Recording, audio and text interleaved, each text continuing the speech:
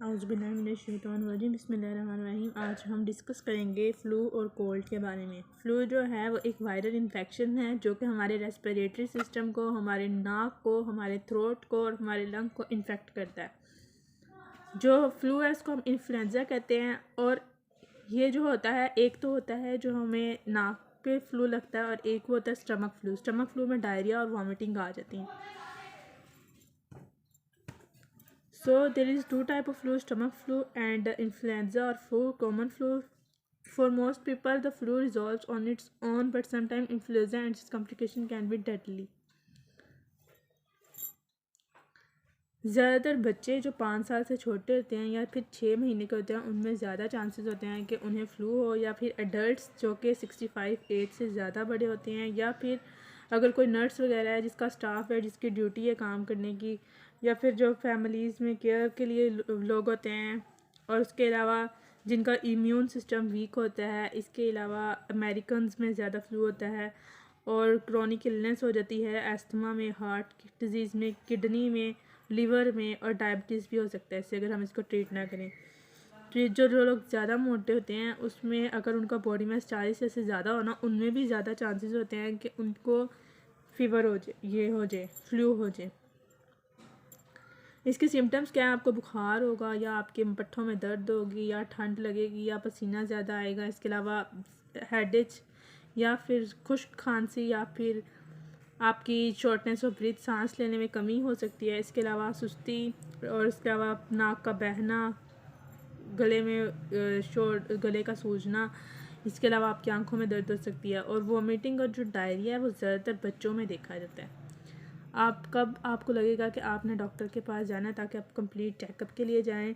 तो इसके लिए क्या है कि जब आपको ये महसूस हो कि आपको सांस जो है फूल रही है, या कम आ रही है, या डिफ़िकल्ट हो रहे हैं आप सांस लेने में, तो तब आप जाएं। इसके अलावा अगर आपकी सीने में दर्द हो रही है, या आपको बहुत ज़्यादा नींद आ रही है, या फिर आपकी जो कंडीशन है हेल्थ की वो दिन ब दिन बिगड़ती जा रही है, या फिर आपको वीकनेस या मसल्स के अंदर पेन महसूस हो रही है, तो आप जाएं। अगर इमरजेंसी साइंस क्या है कि अगर आपको बहुत ज़्यादा मुश्किल हो रही है सांस लेने में, या आपके होंठ नीले हो रहे हैं, इसके अलावा आपको चेस्ट पेन हो रहा है, या आपको बहुत ज़्यादा प्यास लग रही है, आपके मसल्स के अंदर पेन हो रही है, तो आप फ़ौरन डॉक्टर से रब्ता करें और इसका इलाज करवाएं। ये ज़्यादातर वब होता है जब हम किसी इन्फेक्शन वाली चीज़ को हाथ लगाते हैं। ये ज़्यादातर टेलीफोन जब हम किसी दूसरे का इस्तेमाल किया हुआ, अगर उसने छींक मारी, उसके ऊपर उसके इन्फेक्शन आ गए, इन्फ्लुएंजा के वायरसेस आ जाते हैं, या फिर कंप्यूटर का कीबोर्ड पहले किसने इस्तेमाल किया हुआ हम उसे दोबारा से इस्तेमाल करते हैं, तो इससे क्या होगा कि हमारे उसी हाथ को हम कभी अपनी आंखों पे या नाक पे या माउथ के ऊपर रखते हैं ना, तो उसके जो वहाँ पे इन्फेक्शन होते हैं वो हमारे अंदर ट्रांसफ़र हो जाते हैं। इसलिए इसके जो सिम्टम्स हैं ना वो 5 दिनों में फिर हमें ज़ाहिर होना शुरू हो जाती हैं। तो हमें इसमें प्रॉपर अपने आप को प्रिवेंट करना चाहिए, ऐसी चीज़ों को हाथ लगाना। अगर हाथ भी लगाना है तो सैनिटाइज़ करके, अगर हाथ लगाया भी है तो मुंह वगैरह पे नहीं लगाना। अगर किसी को पहली बात है छींक आती है ना, तो वो अपना रुमाल रख ले, या किसी स्नीज अपने बाजू की आस्तीन से सही कर ले। इसके अलावा जो इन्फ्लुएंजा वायरस होता है, अगर उसके आपने पहले वैक्सीन लगाई है ना, अगर उसके डिफरेंट आगे स्ट्रेन्स होते हैं, डिफरेंट टाइप्स होती हैं, अगर वो किसी और टाइप के से आप पे अटैक करेगा ना, तो आपने जो पहले वैक्सीन लगवाई है ना, फिर भी आपको फ्लू हो जाएगा, क्योंकि जो नया वाला जो उसका स्ट्रेन, उसकी टाइप आई है ना, उसके लिए पहले से आपके पास वैक्सीन नहीं है। तो इसलिए ये आप आपको जो वायरस होता है, इसमें क्या होता है कि एंटीबॉडीज़ जो होती है ना, कभी कभार ऐसे होता है आपने वैक्सीन पहले लगाई होती है लेकिन फिर भी आपको फ्लू हो जाता है। इसलिए क्यों होता है? क्योंकि जो वैक्सीन होती है ना वो साल ब साल, दिन ब दिन ना थोड़ी कम होना शुरू हो जाती है उनकी मिकदार। तो जब आप प्रॉपरली, इसका एक इलाज है कि आप इसको महीनों के बाद या साल के बाद लगवाएं, तो आपको ये करवानी चाहिए।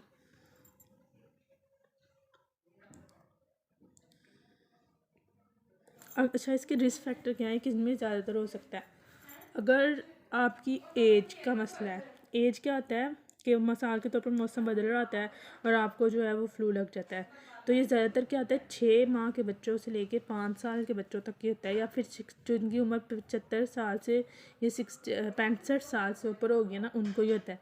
या फिर आप कहाँ रह रहे हैं, आपका काम क्या है, जो है ना इसके मुताबिक ये हो सकता है आपको।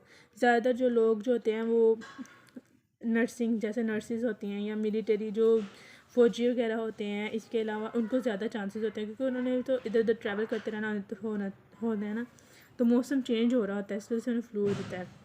इसके अलावा जो स्टाफ होता है, जिनका ड्यूटी होती है कि उन्होंने हॉस्पिटल में करना है, वो ज़्यादा रिस्क में होते हैं, उनको फ्लू हो जाएगा। अगर आपका इम्यून सिस्टम वीक है तब भी, कैंसर है आपको या फिर आप कोई ड्रग्स ले रहे हैं या फिर आपका ऑर्गन ट्रांसप्लांट हुआ है या आपको ब्लड कैंसर रह चुका है या फिर आपका इम्यून सिस्टम है, तो आपको ज़्यादा चांसेस हैं कि आपको ये हो सकता है फ्लू।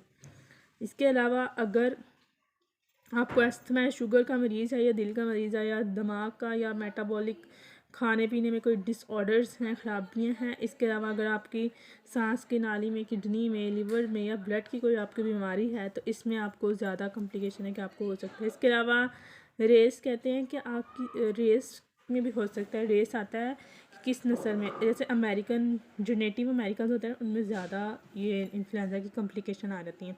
एस्पिरिन जो अगर आप एस्पिरिन कभी भी हमें 19 साल से नीचे वाले बच्चों के लिए इस्तेमाल नहीं करनी चाहिए। अगर आपने 19 साल से नीचे वाले बच्चों के लिए एस्पिरिन इस्तेमाल कर लिया है तो क्या होगा कि राइस सिंड्रोम हो जाएगा, जिसकी वजह से क्या हो जाएगा, इन्फ्लुएंजा हो जाएगा। इसके अलावा ना ही ये आपने जिसको जो ज़्यादा मोटा है ना, जिसको मोटापे की बीमारी है, तो उसमें भी ये ज़्यादा चांसेस हैं। इसमें आपको क्या हो सकता है अगर आप इसको प्रॉपर ट्रीटमेंट ना करें। कुछ लोग इसको प्रॉपर सीरियस ही नहीं देते, अगर नज़ला जुकाम लगे 1-2 दिन लगा, अगर ज़्यादा दिन आपको लगा है इसको आप कंसिड्रेशन अपने अमल में लाएँ, इसको जाके इलाज करवाएं। अगर आप इस पर गौर नहीं देते, ना इसका इलाज कराते, तो आपको निमोनिया हो सकता है, ब्रोंकाइटिस हो सकता है, अस्थमा हो सकता है, दिल का प्रॉब्लम्स हो सकते हैं या कान के या एक्यूट रेस्पिरेटरी डिस्ट्रेस सिंड्रोम हो सकता है आपको।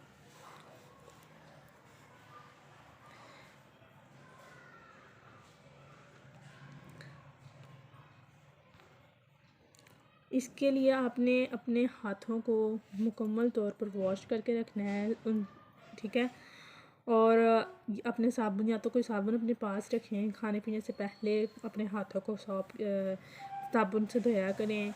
इसके अलावा हर 20 सेकंड के बाद, अच्छी ये बात है कि आप हर 20 सेकंड के बाद अपने हाथ धोएं या फिर अपने पास सैनिटाइज़र रख लें।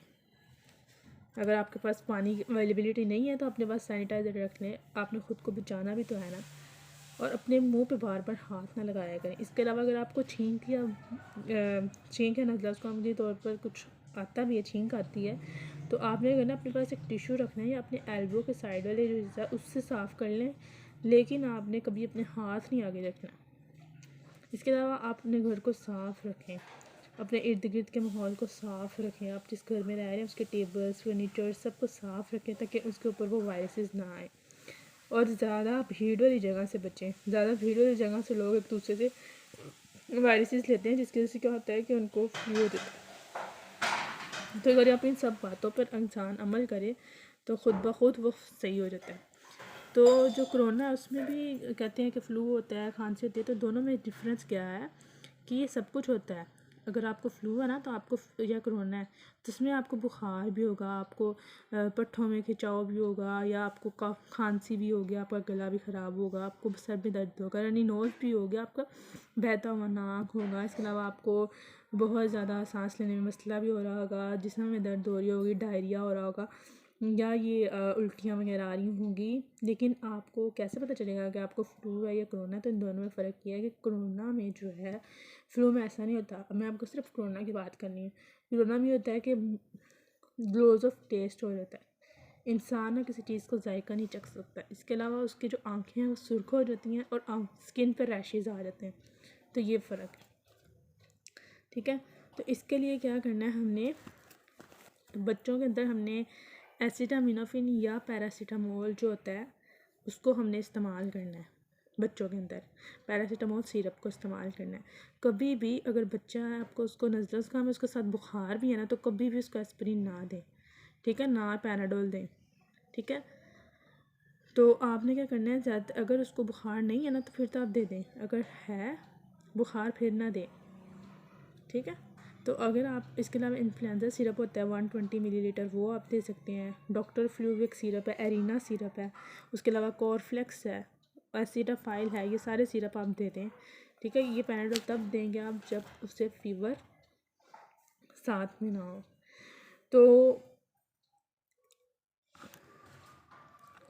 ये सारे प्रिवेंशंस थे, ये सारे मैंने आपको ये भी बताया कि इसके सिम्टम्स क्या हैं, क्या क्या होता है इसमें, और इसमें क्या आपको सिम्टम्स आएंगे तो आपको पता चलेगा। आपको ये भी बता दिया कोरोना वायरस और जो वो होता है फ्लू, उसमें अंदर क्या डिफरेंस है, आपको ये भी बता दिया है कि किस तरह से हम इसको बचा सकते हैं और क्या क्या मतलब हाथ धो के रखने हैं और कैसे कैसे रहना है, घर को साफ़ करके रखना है। इसके अलावा मेडिसिन कौन कौन सी लेनी है।